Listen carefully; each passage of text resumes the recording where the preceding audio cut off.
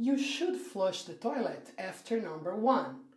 You know, number 1, it's a good idea. You should flush the toilet. But you must flush the toilet after number 2. Oh, number 2. You must flush the toilet. Bye-bye. And guys, look. You mustn't take long showers. Mustn't is a prohibition. Why? Because we must save water.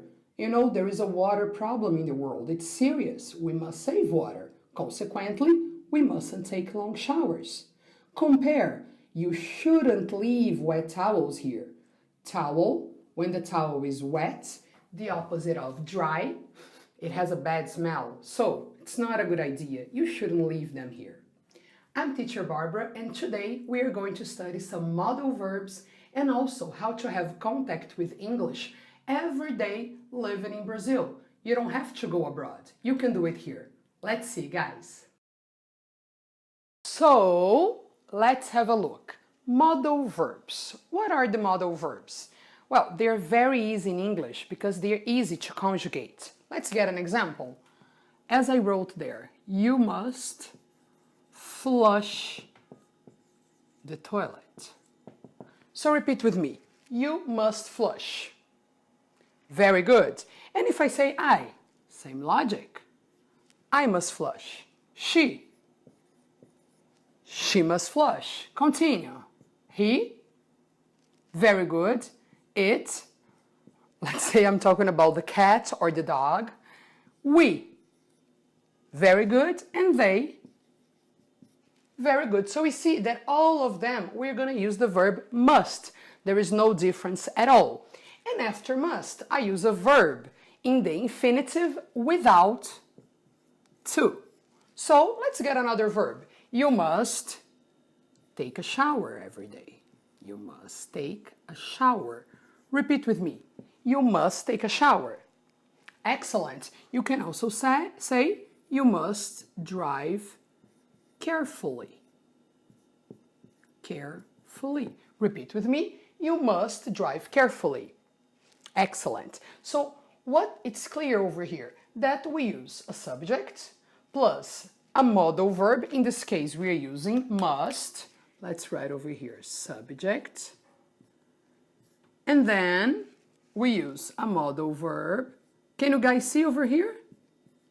Modal verb, yes, modal. And then a verb in the infinitive without to. Most modal verbs, we do not take to here. And this is the little formula. And then I can use another verb. Let's see. Should. She should take a shower. Repeat with me. Good. Repeat. She should. She should take a shower. Excellent. And the same logic. Repeat. She should. You should. I should. And so on. Now, the important thing when we study modal verbs, guys, is to study the difference between them. So when I say you must take a shower and you should take a shower, the idea is different. And that's the secret, the beauty of modal verbs. One little word, one little verb, must, should, may, might, so on, they have a lot of power. Because when I say you must do it, it's something very strong. We associate must with an obligation. Repeat, obligation. Good. And when I say should, you should go. You should do it. Repeat, you should do it. It's more an advice, a good idea, in my opinion. So, when you say must is stronger than when we say should. So that's why the modal verbs, even though they are easy, they are very used in English, and it's very important to understand the difference between them. We have also the negative. The negative form is also very easy. We just get, remember the example there? The negative of must, mustn't. And pay attention to the pronunciation here. We don't pronounce this T. We say mustn't. Repeat, mustn't. You mustn't. We mustn't. Repeat, we mustn't take long showers. Good. You see? Mustn't. Many people say mustn't. Mustn't. And the negative of should is shouldn't. So what is this? Mustn't, shouldn't. It's simply the contraction of not. Must not, mustn't. Repeat, mustn't. Should not, shouldn't. Repeat, shouldn't. And of course, in real life, in conversation, this is how people speak. We say mustn't, shouldn't, etc. And to finish the interrogative, even easier, I just invert. So when you affirm, you must, you should. When you ask, you invert. Should you? Should she? Should I? Like the song, should I stay or should I go now? Should I stay or should I go? I only invert the modal verb with any of the subjects after I have the verb infinitive, no to ask a question. So one more time, should she take a shower? Repeat. Good. Or, must you drive carefully? Repeat. Very good, guys. And that's it. This is the idea. The most important thing is that you have contact with the modal verbs in English every day. And that's why I have prepared a table for you with many modal verbs. Because yes, there are many, not only must, should, mustn't, and shouldn't. There are others. And in this table, you're gonna find the modal verb in an example. Yeah, the modal verb, the meaning in English, no Portuguese, and an example for each modal verb.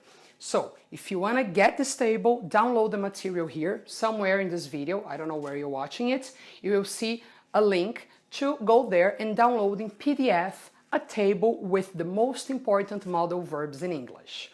And guys, if you are in the April, the gameful month, here's our goal number 3. Goal number 3 is how to have contact with English every day. Because guys, it is possible to become fluent living in Brazil. Many people tell me, teacher, I gotta live abroad to be fluent and speak well. That's not true. I know an excellent English teacher, really, here in Brasilia. He has never traveled abroad and his English is perfect. So it is possible, guys. It's just a matter of practice, you see? So to practice, you must have contact. You must, obligation guys, you must have contact with the language every day. There is no secret, but you must do it. If you don't do it, you won't have the results. So, do you take goal number 3? Have contact every day? What are we gonna do? Task 1, very easy. The same thing we saw in the beginning of this video. You will get pieces of paper, and then you're gonna write things using modal verbs. But remember, talk about your real life, because when we associate with real examples, we memorize, we internalize better. So you can do this as I did in the bathroom. You can do it in your bathroom, in the kitchen, in the car, at work, whatever. For example, you can write, I must wear the seatbelt. Wear the seatbelt. And put that in your car, you know, stick to your car. And ideas like this. To get 5 points, goal number 3, you will get 5 points. To get these 5 points, easy, you just have to take a picture and post in our secret group on Facebook to show that you are really practicing modal verbs every day. And of course, this technique can be used for many other things. Phrasal verbs, vocabulary, go crazy. Just think what you want to practice and start getting, I know it's crazy, but you will have results. You start gluing papers, sticking papers all over your house. And you will see the results very soon, as long as you do it every day.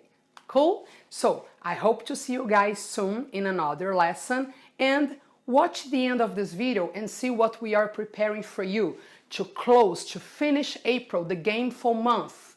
Goal number 4 is gonna be totally different. We are gonna do it live.